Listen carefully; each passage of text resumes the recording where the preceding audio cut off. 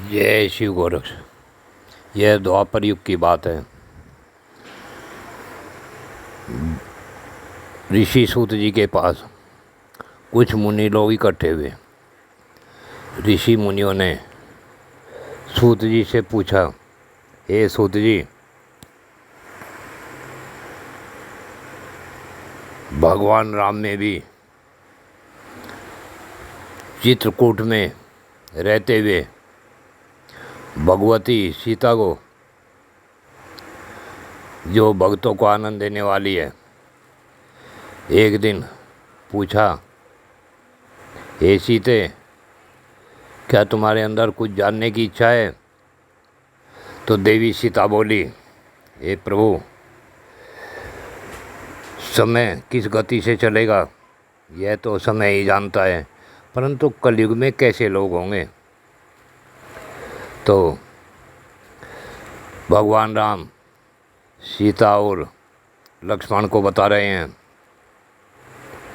कि कलयुग में जो लोग होंगे वे सब के सब संसार बंधन में बंधे हुए होंगे। संसार बंधन में फंस जाने के कारण ही सभी जीव दुख उठाएंगे।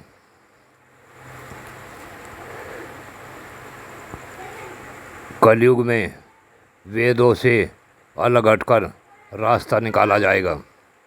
वेदों के मार्ग नष्ट हो जाएंगे।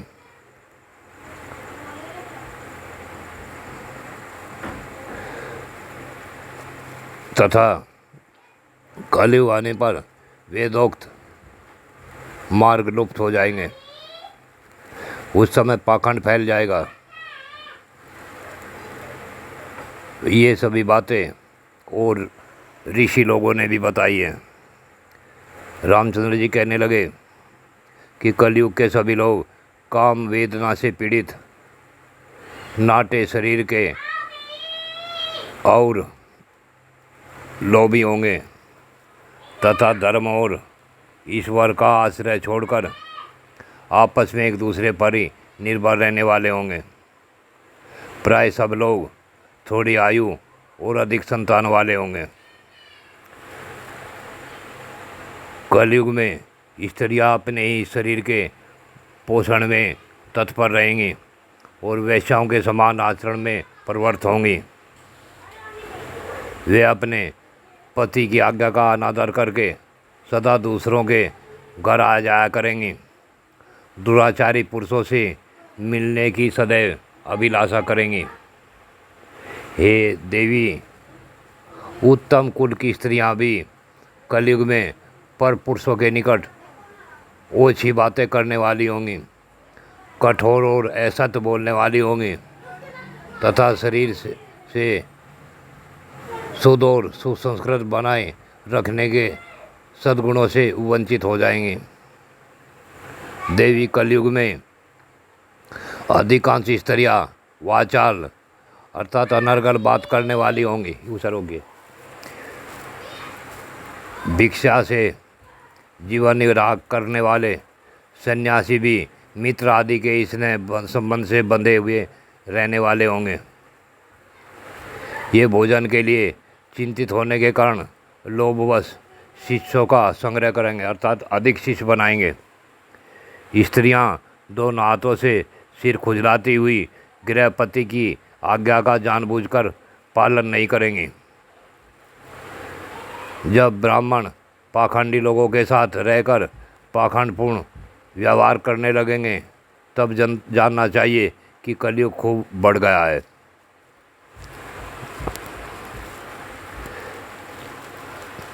वेद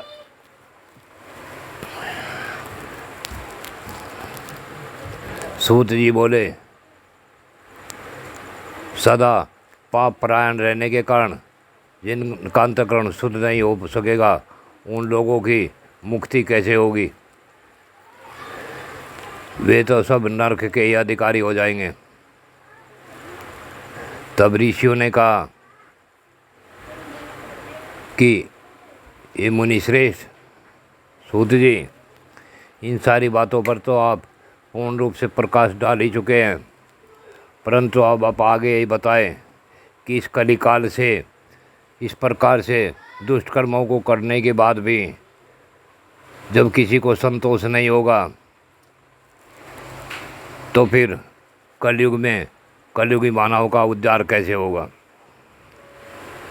सूत जी ने कहा, है मुनीश्वरों, आप सब लोग सुनिए, आपको जो सुनना अभीष्ट है वह मैं बताता हूँ।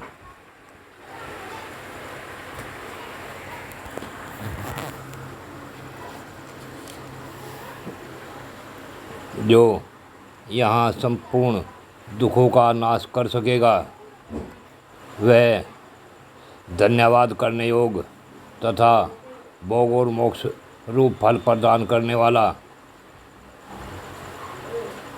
भगवान श्री राम की लीला कथा का जो वर्णन करेंगे वह पाठक श्रोताओं के लिए समस्त कल्याणमयी सिद्धियों को देने वाला होगा। धर्म, अर्थ, काम और मोक्ष, इन चारों पुरुषार्थों का साधक केवल सुख देने वाला, मान फल देने वाला भगवान श्री राम का एक नाम है।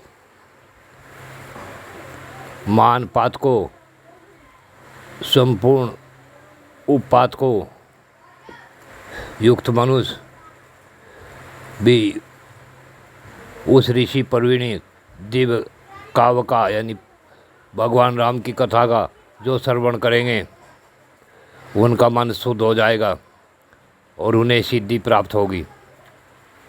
संपूर्ण जगत के इस साधन में जो रहने वाले हों, मनुष्य सदा रामायण के अनुसार बर्ताव करें, वही संपूर्ण शास्त्रों के धर्म को समझने वाले हो सकते हैं। प्रियजनों, रामायण धर्म, अर्थ, काम और मोक्ष सबका साधन तथा परम अमृत रूप है। अतः सदा भक्ति भाव से हमें रामायण का श्रवण करना चाहिए। जिस मनुष्य के पूर्व जन्मोपार्जित सारे पाप नष्ट हो जाते हैं उसी का रामायण और प्रति अधिक प्रेम होता है, यह निश्चित बात है। जो पाप के बंधन में अकड़ा पड़ा है वह रामायण की कथा आरंभ होने पर उसकी अवहेलना करके दूसरी निम्न कोटि की बातों में फंस जाता है। इसलिए द्विज श्रेष्ठ, आप लोग रामायण नामक परम पुण्यदायक उत्तम काव्य का श्रवण करें, जिसके सुनने से जन्म मरण का भय दूर हो जाता है तथा रामायण का अति उत्तम है, वर्णीय है, मनवांछित फल देने वाला है। उसका पाठ और श्रवण करने से के समस्त जगत को शीघ्र ही संसार सागर से पार कर देता है। उस आदि काव्य को सुनकर मनुष्य श्री रामचंद्र जी के परम पद को प्राप्त कर लेता है।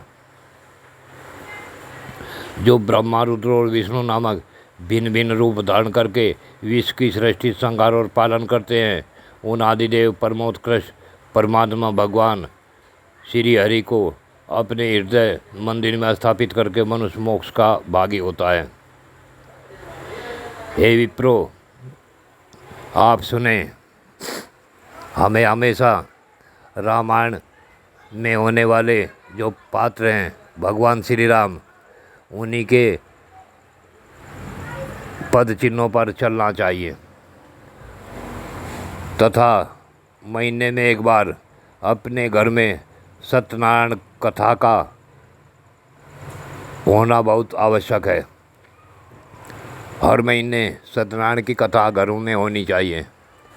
भगवान श्री राम के रामायण का पाठ रोजाना होना चाहिए तथा भगवान शिव के लिए हमेशा हमें उत्तम कर्म करते रहने चाहिए।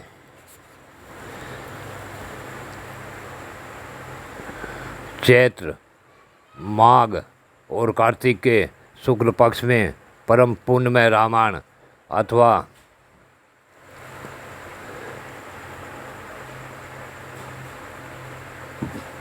रामायण करनी चाहिए तथा 9 दिनों तक इसे प्रयत्नपूर्वक जानना चाहिए। रामायण आदि काव्य यह स्वर्ग और मोक्ष देने वाला है। संपूर्ण धर्मों से रहित और कलयुग आने पर 9 दिनों से रामायण की अमृतमयी कथा को श्रवण करना चाहिए। हे ब्राह्मणों, जो लोग भयंकर कलिकाल में श्री नाम का आश्रय लेते हैं वे ही कृतार्थ होते हैं। कलयुग उन्हें बाधा नहीं पहुंचा सकता।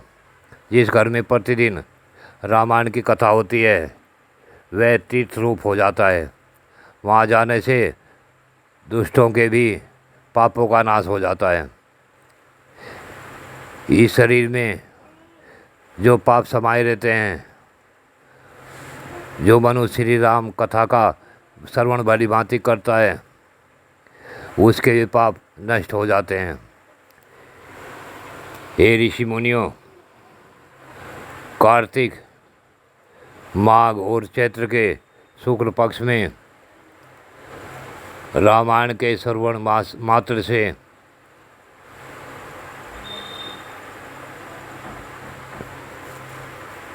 सूरदास भी शाप मुक्त हो गए थे। सूरदास ने महर्षि गौतम से कि आपके राक्षस शरीर प्राप्त किया था।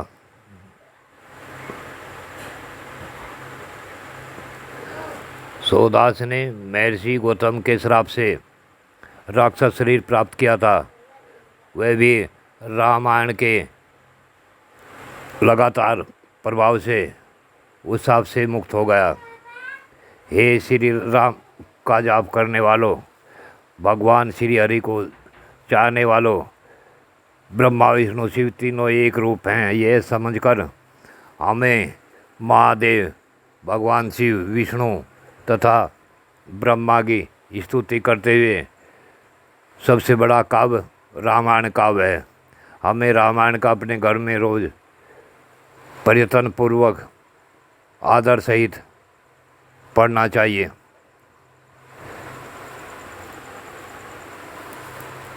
प्रिय भक्तजनों, हमें भी यही काम करने चाहिए जो श्रेष्ठ हो। जय शिव गोरक्ष।